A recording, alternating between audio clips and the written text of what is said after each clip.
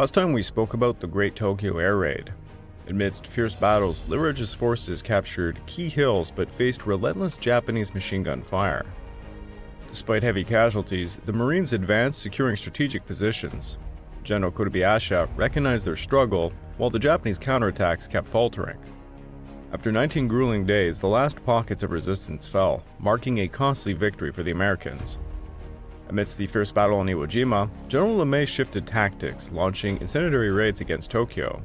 On March 9, 1945, 334 B-29s unleashed destruction, igniting widespread fires and devastating neighborhoods. The attack shattered Japanese morale, while LeMay's strategy proved effective, paving the way for further offensives in the Pacific. On March 3, 3 brigades attacked Mktila, facing fierce resistance. Tanks overwhelmed Japanese forces, resulting in heavy casualties. As Cohen fortified defenses, Japanese counterattacks intensified. Meanwhile, in Mandalay, British Indian troops advanced, capturing key positions amidst confusion and quite conflicting orders. But it seemed the Allies were pressing forward, striving for victory in Burma. This episode is The Fall of Mandalay.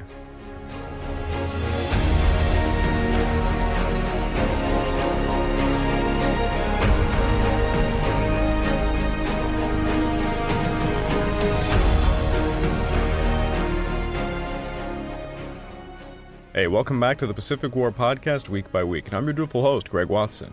But before we begin, I just want to remind you all that this podcast is only made possible through the efforts of Kings and Generals over at YouTube. Perhaps you want to learn a bit more about World War II? Kings and Generals has an assortment of episodes on World War II and so much more, so go give them a look over at YouTube. So please subscribe to Kings and Generals over at YouTube and continue to use this content by checking out www.patreon.com/kingsandgenerals. And hey, don't forget about our sister podcast over at The Age of Conquest, The Fall and Rise of China podcast, written and narrated by me.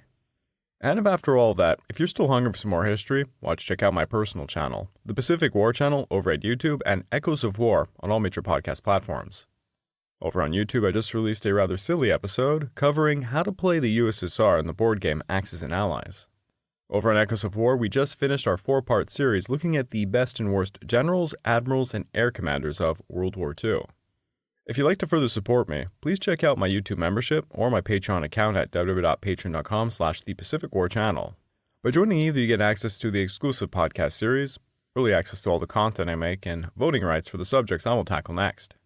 The latest exclusive podcast is How the Sicilian Mafia Aided the Allies During World War II.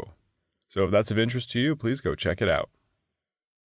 This week we are first picking up with the men fighting over northern Luzon.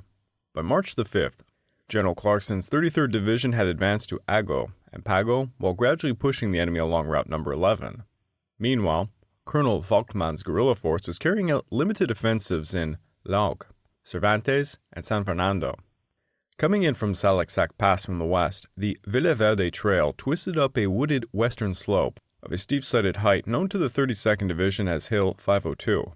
Another peak, bare-crested, forming part of the same hill mass, was named Hill 503, and it centered around 250 yards northeast of the crest of Hill 502, while a similar distance to the southeast was Hill 504. Winding along the southern slopes of Hills 502 and 504, the trail continues eastwards through a low saddle about 500 yards long, climbing up again to a forested northwestern side of Hill 505. After crossing that hill, the trail follows a twisted course 600 yards, as the crow flies, eastwards hugging the densely wooded northern slopes of Hills 506A and 506B. Off the northeastern course of Hill 506B, the trails turn south for 1,000 yards again in a straight line, and they traverse the east side of the noses of Hill 507, designated from north to south, A, B, C, and D. Turning sharply east again near Hill 507D, the trail continues east another 700 yards and then enters a deep wooded saddle between Hills 508 and on the south Hills 515 to the north. After passing through that saddle, which is about 250 yards long east to west, the trail goes eastwards again, dominating to the north by Hills 516 and 525. Roughly 1,250 yards beyond the saddle, the trail twists across the northern slopes of Hills 526, which, lying about 500 yards southeast of Hill 525, marks the eastern limits of the Salak Saac Pass area. 1.25 miles of less rugged but still forested and difficult terrain would lie between Hills 526 and the Barrio Imugan, and in turn, 2/4 miles west of Santa Fe. General Mullen's 25th Division had successfully taken control of Punkan and Dig Dig. Due to this unexpectedly swift progress, General Swift instructed Mullins to continue advancing towards Putlan, while the 1st Battalion, 127th Regiment, fought for control of Hill 502, which was secured on March 7th. In response, Mullins dispatched the 161st Regiment to attack the high grounds west of Route 5, the 27th Regiment to advance along the east of the highway, and the 35th Regiment to execute a wide envelopment to the east. Since this last flank approach to Putlan was completely undefended, the 1st Battalion 35th Regiment quickly occupied Putlan on March 8th. The following day, the 27th Regiment also arrived in the area and began clearing Japanese stragglers from the ravines east of Route 5, near the barrio, a task that would not be finished until the 15th. Finally, despite facing rough terrain and light resistance, the 161st Regiment reached Putlan on March 10th, successfully securing the high ground to the west. Over to the north, the 1st Battalion 127th Regiment struggled to make significant progress eastwards after capturing Hill 502. Gill then decided to send the 3rd Battalion 127th Regiment to outflank the Salak Saac Pass defenses from the south. Although the extremely rough, precipitous mountain country of the Salak Saac Pass area, averaging 4,100 feet above sea level, was covered by dense rainforest, from Hill 506B to Hill 526 there was a sufficient open ground that would provide the defender with excellent observation. It was not too difficult for the Japanese to find positions whence they could cover with fire every square foot of the Villaverde Trail through the pass areas. The twisting of the trail also provided defensive opportunities, for in a given 1,000 yards of a straight line distance through the pass, the trail might actually cover a ground distance of 3,000 yards. Whatever its shortcomings in other fields, the Japanese army always had a feel for terrain, exploiting it to the full every advantage the ground offered. Thus, as it moved up, the 2nd Tank Division set to work to establish a system of mutually supporting defensive positions in order to control every twist of the Villaverde Trail, and every fold in the ground throughout the pass area. Every knoll and hillock or near the trail was the site of at least one machine gun nest. Every wooded draw provided a route for outflanking a position which zeroed in for artillery and motors. The cave, a natural or man-made one, came to characterize the defenses. Artillery was employed in quantity and quality not often encountered in engagements against the Japanese, who, as usual, made excellent use of their light and medium motors. Finally, the 2nd Tank Division was overstocked in automatic weapons, evidently having available many more than the 32nd Division could possibly bring to bear. To the west, following recent successes in patrols, Clarkson opted to establish a new Secure the Line, stretching from Irangay southeast through Pugo to Route 11 at Twin Peaks. Consequently, patrols quickly secured Irangay and Caba without facing any opposition. Then they advanced east along the trails to Pugo and Galiano, and north to Buang, where they continued to encounter minimal enemy presence. As a result of these movements, the Hayashi detachment was ultimately withdrawn to bolster the main defenses at Sablan, enabling Volkmann's 121st Regiment to enter San Fernando on March the 14th. Additionally, elements of the 19th Division began arriving in Cervantes area from Baguio and successfully expelled the guerrilla company from the town in early March. The Filipinos recaptured Cervantes on March the 13th, but soon found themselves targeted by Japanese artillery positioned on elevated ground. Meanwhile, looking south, by March the 5th, General Patrick's 6th Division had commenced unsuccessful assaults upon Mounts Pakuagan and Mataba, while General Hoffman's 2nd Cavalry Brigade struggled to advance towards the Antipolo area. Recognizing that the success of this attack required a concentration of forces along a narrower front, General Griswold decided to focus on the Noguchi force and the left flank of the Kobayashi force, as the northern area was heavily fortified. He retained only one battalion as an infantry reserve and directed the remainder of his available forces, all of which were quite under strength, to push eastwards. Alongside the deployment of the 1st Cavalry Brigade, the 103rd Regiment reached Taytay on March the 7th to serve as the 1st Cavalry Division Reserve, signaling the upcoming relief of the cavalrymen in preparation for their deployment to southern Luzon. By March the 10th, General Wing's 43rd Division had been replaced in the Clarkfield area by the 38th Division and was en route to the Eastern Front.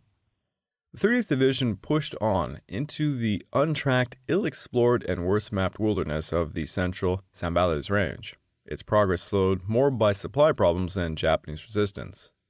In early April, the division noted that the last vestiges of any controlled defensive effort had completely disappeared. Unknown to the 11th Corps, General Tsukada, on April the 6th, had given up and ordered his remaining forces to disperse and continue operations, if possible, as guerrillas. For the Japanese remnants, it was a case of sauve qui peut, which translates in English as save whoever you can. Small little tangent here. I have never understood the necessity of English writers to randomly use French phrases in their works. This is ever present in particularly sociology papers, a field that I completely abhor, by the way. I only took sociology courses for free marks on the side while I was doing my degree in neuroscience and then in history. It's not because I speak French as a second language, it's particularly bizarre. I don't understand the fascination with using all these French phrases all the time. That particular sentence I read to you was not written by me, it's from other source material, and I just left it there because it's kind of ridiculous. If you don't speak French, what were you supposed to gain from that? What, were you going to get out a dictionary and start looking it up? I mean, today, of course, you have Google Translate, but I desist. It's a little pet peeve of mine. So back to the story at hand, some tried to escape to Luzon's west coast, whence the 38th Divisional troops were already patrolling inland. Others tried to make their way north through the mountains, only to be cut down by American patrols working southwards from Camp O'Donnell. The 38th Division had killed about 8,000 of the scattering Japanese by this time, whence they were relieved by units of the 6th Division on May the 3rd. The losses of the 38th totaled approximately 100 men killed and 500 wounded. The 6th Division, elements of which remained in the Kembu area until June the 25th, limited their operations to patrolling and setting up trail blocks along Japanese routes of escape. Troops of the 38th Division ultimately returned to the region and remained there until the end of the war. Insofar as U.S. forces were concerned, the mop-up period under the 11th Corps control was even more costly than had been the 14th Corps' offensive period. From February the 21st to the end of June, the various elements of the 11th Corps committed to action against the Kembu group lost approximately 550 men killed and 2,200 wounded. The Kembu group during the same period lost 12,500 killed from combat, death, and starvation and disease. By the end of the war, the original 30,000 troops of the Kembu group were reduced to approximately 1,500 very sorry survivors, about 1,000 of them Army personnel. Another 500 had been taken prisoner. As a result, General Tsukada ordered his remaining troops to scatter and operate as guerrillas, as we had mentioned.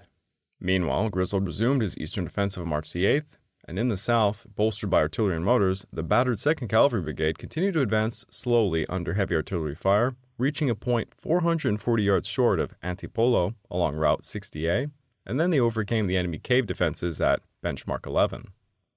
By March 11th, patrols had entered Antipolo, discovering the town was devastated and deserted, yet still under the threat of Japanese artillery and mortars positioned in the hills to the north and northeast of it. Simultaneously, the 1st Cavalry Brigade made significant strides to the north, also coming within 440 yards of Antipolo while clearing Benchmark 9, Hills 520 and 740. Abandoning the Montalban San Mateo area, Patrick instructed the 1st and 20th Regiments to advance towards Mounts Baitagan and Yabang. Facing unexpectedly light resistance, the 1st Regiment advanced a mile and a half east by March 11th and secured Benchmark 8, over to the south despite encountering pretty stubborn opposition. Recognizing the need to capitalize on this success, Patrick then ordered the 20th Regiment to move through the 1st and attack north towards Wawa Dam, while the later continued eastward.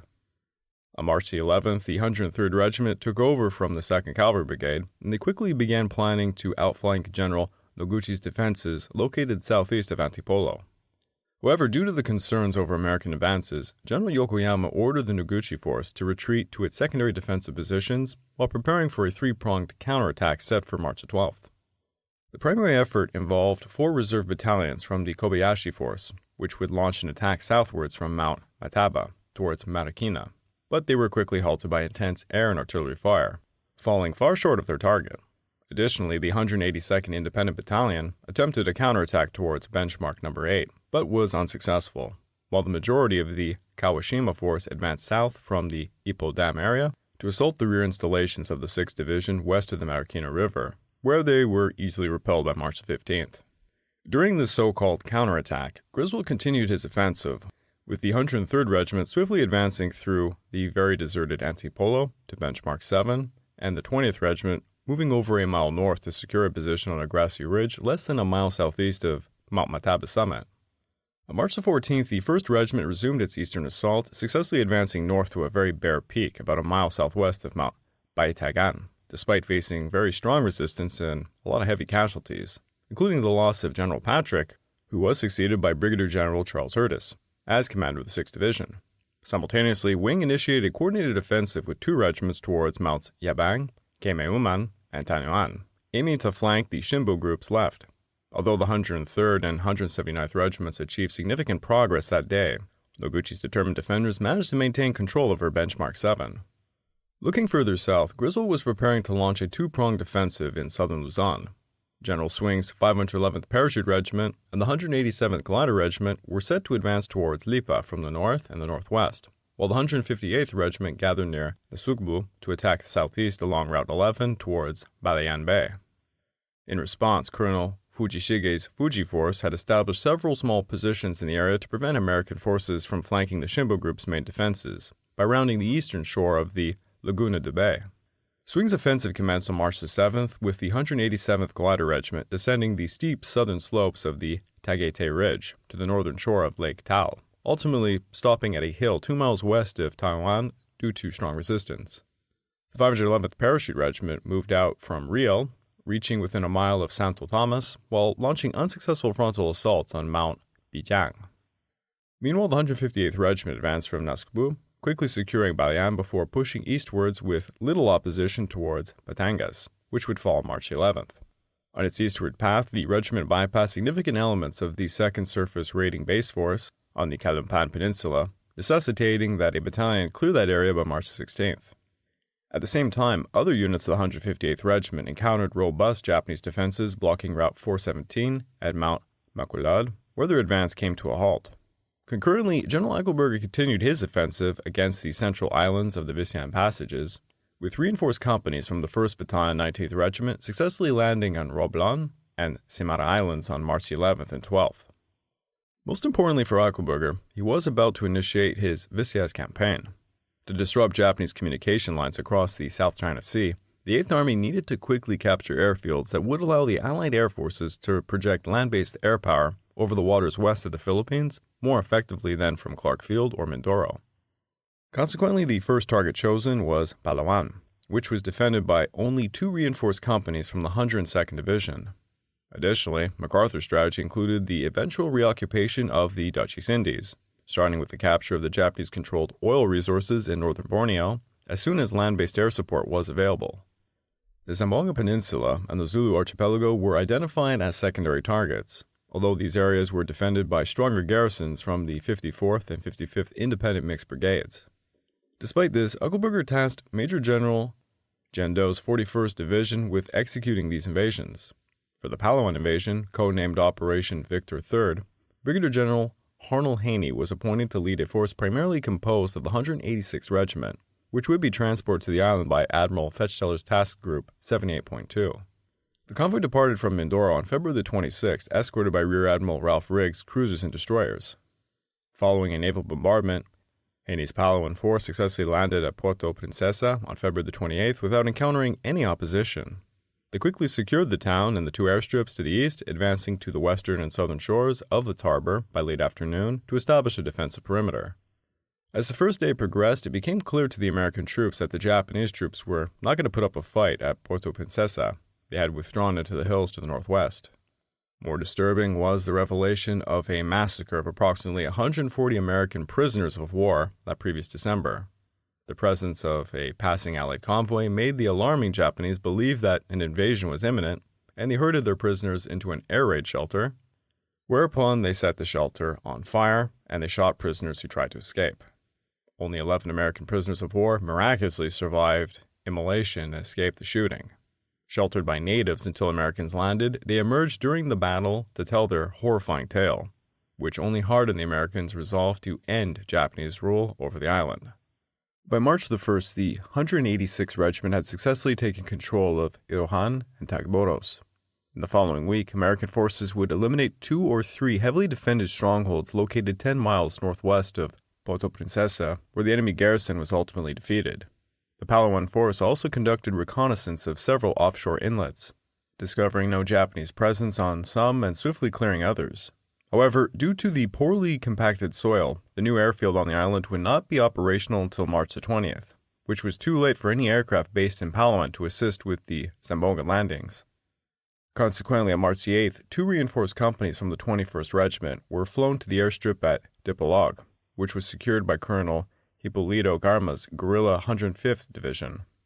On that same day, 16 Marine Corsairs arrived to provide air support for the invasion of Zamboanga, codenamed Operation Victor IV. For this operation, Doe assigned the remainder of his division, which was to be transported by Rear Admiral Forrest Royal's Task Group 78.1. After 3 days of pre-assault bombardments and minesweeping, the convoy finally set sail southwards to enter the Basilan Strait from the west early on March the 10th. Troops from the 162nd Regiment landed almost without any opposition at around 9:15 near the barrio of San Mateo. They quickly secured Wolf Field, while the 163rd Regiment was also landing. Those 2 regiments had begun an advance inland, facing minimal resistance as they established a night perimeter. With the Japanese having withdrawn, the 162nd and 163rd Regiments easily secured Zamboanga City, San Roque Airfield, and the rest of the coastal plain by dusk on the 11th. There would also be 1 company extending further to Caldera Bay in the west. To drive the Japanese forces from their elevated positions overlooking the airfield, Doe dispatched the 162nd Regiment towards Mount Capisan and the 163rd Regiment towards Mount Pulomata. Additionally, the guerrilla 121st Regiment was tasked with blocking the East Coast Road in the Balong area. Supported by continuous artillery fire and close air support from the Marine Corps planes, the 2 regiments of the 41st Division faced arduous tasks. General Hojo's troops had excellent defenses in depth across a front 5 miles wide, some portions of the line being 3 miles deep. All installations were protected by barbed wire, abandoned ground was thoroughly booby-trapped, there was minefields, some of them being remote control types, abounded, and at least initially the 54th Independent Mixed Brigade had an ample supply of automatic weapons and motors. While Japanese morale on the Zamboanga Peninsula was not on par with that of the 14th Area Army troops on Luzon, most of the 54th Independent Mixed Brigade and attached units had sufficient spirit to put up a strong fight as long as they held prepared positions, and Honjo was able to find men to conduct harassing counterattacks night after night. Finally, the terrain through which the 41st Division had to attack was rough and overgrown, giving way on the north to the rainforests of the partially unexplored mountain range forming the backbone of the Zamboanga Peninsula. Only poor trails existed in most of the area held by the Japanese, and the 41st Division had to limit its advance to the pace of bulldozers, which laboriously constructed supply and evacuation roads. Once the American troops entered the peninsula's foothills, tanks could not operate off the bulldozed roads. The next day, the 186th Regiment was deployed to relieve the fatigued 163rd Regiment on the Eastern Front. By the end of the month, it had expanded the front eastwards and northwards against diminishing resistance, ultimately forcing Hojo's forces to retreat into the rugged interior of the peninsula. But that is it for today for the Philippines, as we now need to switch over to Burma to continue our coverage of the Chinese-British Indian offensives there. General Stauffer's 33rd Corps was aggressively advancing into Mandalay against a weakened 15th Army, while General Cowan's 17th Indian Division had successfully captured Mactilla and was preparing to withstand the combined assaults of the 18th and 49th Divisions. Cowan's forces conducted a robust defense, managing to delay the arrival of the 49th Division until March 18th, and successfully repelled General Naka's initial attacks on Mactilla's main airfield. Furthermore, with the Reserve 5th Indian Division moving closer to the front in preparation for an advance towards Rangoon, General Slim decided to airlift the 9th Brigade to reinforce Cowan's troops, which landed on Mactilla's main airfield under enemy fire between March the 15th and 17th. Due to some slow progress on this front, and General Katamura's preoccupation with the battles along the Irrawaddy, he was unable to manage the southern units simultaneously. Consequently, General Kimura decided to assign the 33rd Army to take over the fighting in Mactilla. General Honda promptly moved to Halingdet, where he was tasked with overseeing the 18th, 49th, and 53rd Divisions. March 18th, he ordered the 18th Division to secure the northern line of Mactilla and neutralize the enemy airfields. He instructed the 49th Division to advance along the Piaui-Mactilla Road, and he directed the 53rd Division to regroup near Piaui. However, on that same day, Cowan launched a counterattack by sending 2 tank infantry columns to disrupt the Japanese preparations along the Malang Road, and in the villages of Kandangbok and Shabugan. They faced heavy resistance at Shabugan, and ultimately they were forced to withdraw. The relentless air assaults also compelled the Japanese to operate primarily at night, limiting their ability to respond with similar force to British offensives. On the night of March the 20th, Naga decided to initiate a significant attack of McTilla's main airfield. However, with the 119th Regiment delayed at Shabogan, the 55th Regiment had to proceed alone, supported by some tanks against the defenders of the 99th Brigade around Quigon. Heavy artillery and motor fire ultimately disrupted their assaults. Meanwhile, as the 49th Division was consolidating its forces to the southeast, Cohen opted to send 2 tank infantry columns to eliminate enemy concentrations at Nogbitha and Kinlu. Although the initial sweeps met little resistance, the 48th Brigade encountered strong Japanese positions at Shuipeidang on March 21st. The next day, Cohen dispatched 2 tank infantry columns to secure the Shuipeidang and Tamongan regions, but the British Indian forces still struggled to eliminate the enemy defenders. That night, Lieutenant General Takahata Saburo initiated his first significant assault, with the majority of the 106th Regiment targeting the defensive positions of the 48th Brigade in the southeastern parts of McTilla. Despite the fierce and relentless attacks from the Japanese throughout the night, they were ultimately repelled by artillery and machine gun fire, suffering heavy casualties. On March 23rd, Cohen sent another tank infantry column to chase the retreating Japanese forces. However, the reformed 169th Regiment at Kinde successfully defended against this advance. Meanwhile, on the night of March 24th, Naka launched another major offensive with the 55th and 119th Regiments, managing to capture McTilla's main airfield. In response, Cohen quickly dispatched a tank infantry column to clear the Mandalay Road, successfully securing the area northeast of Quigon on March 26th. At this time, Honda had relocated his headquarters to Tazi to better coordinate the battle, although his troops had already suffered significant losses. For the next 3 days, Cohen's tanks and infantry continued to advance along the Mandalay Road, while the 63rd and 99th Brigades worked to eliminate Naka's artillery units south of Yindagan Lake. By mid-March, Stafford's relentless pressure had forced the 31st and 33rd Divisions to retreat in utter chaos. On March 20th, organized resistance in Mandalay was finally shattered as the 2nd British Division linked up with the 19th Indian Division. Consequently, the beleaguered Japanese units had no option but to withdraw in disarray towards the Shan Hills to the east. Following the collapse of the 15th Army front, the 33rd Army received orders on March 28th to hold its current positions only as long to facilitate the withdrawal of the 15th Army. Consequently, while Cohen's units cleared the region north of McTilla, Honda halted all offensive actions to promptly direct the 18th Division to secure the Taozu, Halongdet area. Additionally, the weakened 214th Regiment was tasked with moving to Yozon to support the withdrawal of the 33rd Division, while the 49th and 53rd Divisions were assigned to contain McTilla to the south. As the battles for Mandalay and McTilla unfolded, the reinforced 7th Indian Division at Naungu faced several intense assaults from General Yamamoto's 72nd Independent Mixed Brigade throughout March, ultimately advancing to Tongtha and clearing the route to McTilla by the month's end. Meanwhile, in northern Burma, the 36th British Division advanced towards Mogak, which fell on March 19th, while the 50th Chinese Division approached Hispa's area. Interestingly, the Japanese abandoned Hispa without resistance, but launched a fierce counterattack between March 17th and 20th. Ultimately, General Matsuyama had no option but to prepare for a withdrawal south towards Laosak and Laka. At this stage, the 38th Chinese Division resumed its advance to Hispa. However, facing strong opposition along the route, they did not arrive until March 24th, when the entire Burma Road was finally secured.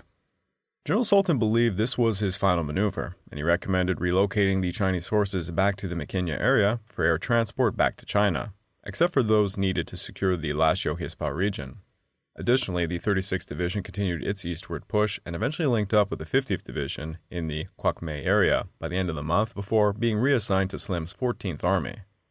Now, taking a look further south, the 74th Indian Brigade and the West African forces advanced towards Kolan, while the 26th Indian Division established a new beachhead in the Letpanmea region.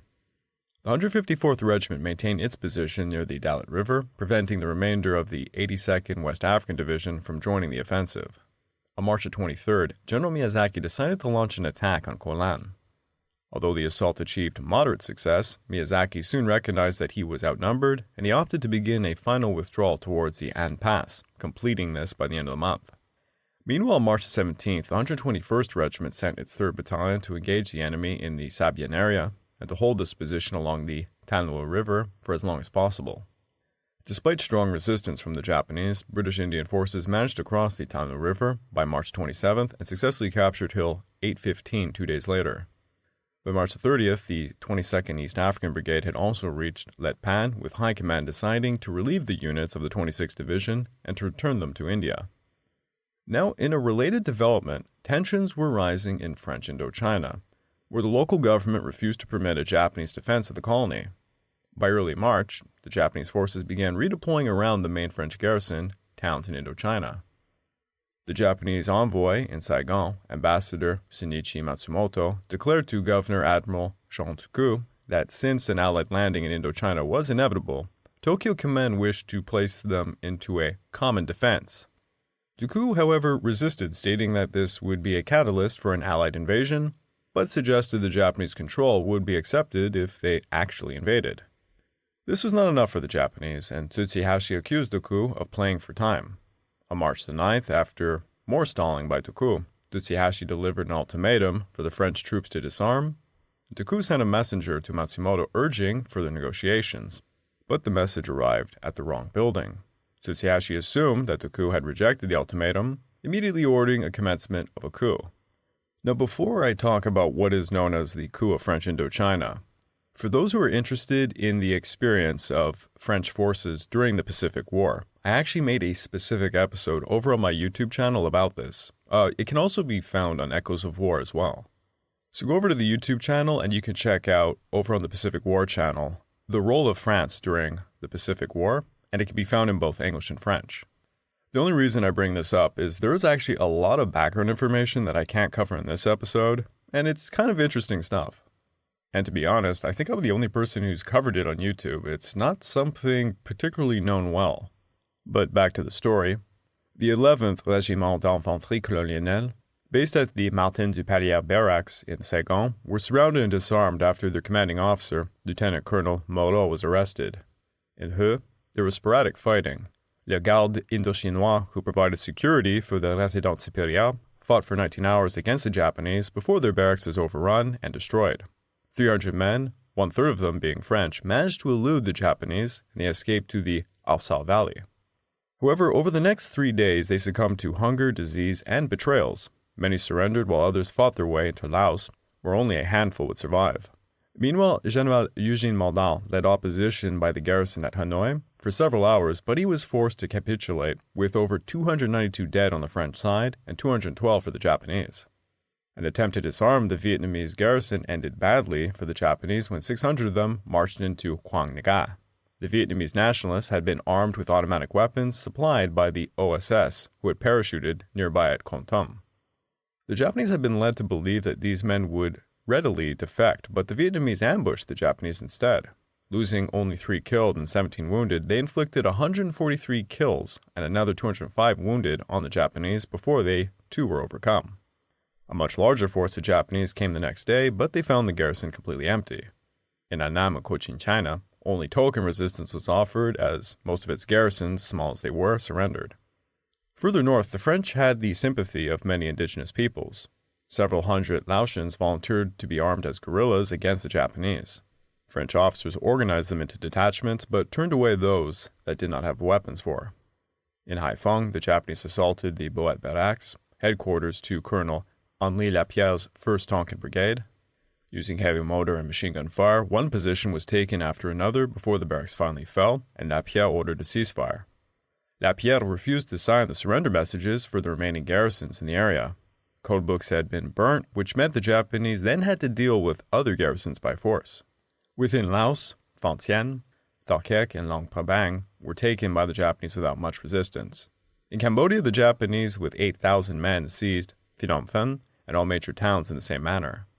All French personnel in the cities on both regions were interned and in some cases were executed.